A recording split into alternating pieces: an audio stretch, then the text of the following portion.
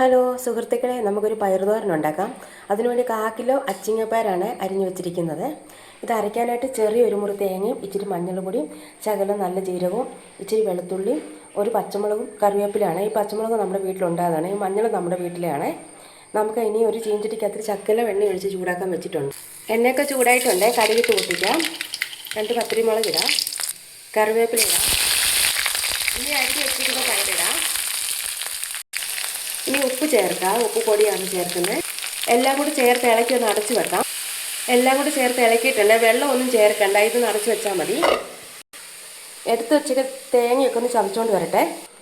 തേങ്ങയൊക്കെ ഈ ടൈപ്പിലൊന്ന് ചതച്ച് വെച്ചിട്ടുണ്ട്. ഇനി അതൊന്ന് വെന്തിട്ട് നമുക്കിത് ചേർക്കാം. നമ്മുടെ തോരനൊക്കെ ഒന്ന് വെന്തിട്ടുണ്ട്. ഇനി പകുത്തിട്ട് അരപ്പൊന്ന് ചേർക്കാം. അരപ്പ് ഇങ്ങനെ ചേർത്തിട്ട് നമ്മളൊന്ന് മൂടി വെക്കണം. ഇങ്ങനെ മൂടി വെക്കണം. എന്നിട്ട് 2 മിനിറ്റ് അടച്ചു വെക്കണം. നമ്മുടെ തോരനൊക്കെ അങ്ങനെ റെഡി ആയിട്ടുണ്ട്. നമുക്കിനി ഒരു പാത്രത്തിലോട്ട് കോരി വെക്കാം. പിന്നെ പറയാനുള്ളൊരു കാര്യം എന്താണെന്ന് വെച്ചാൽ, ഒരുപാട് വിളഞ്ഞ തേങ്ങയല്ല, ഒരു മീഡിയം ടൈപ്പ് വിളഞ്ഞ തേങ്ങയാണ് നമ്മൾ തോരനും അവിയലിനൊക്കെ ചേർക്കേണ്ടത്. എന്നാലേ കറിക്ക് നല്ല ടേസ്റ്റ് കാണത്തുള്ളൂ. അതുപോലെ നിങ്ങളെല്ലാവരും ശ്രദ്ധിക്കണം.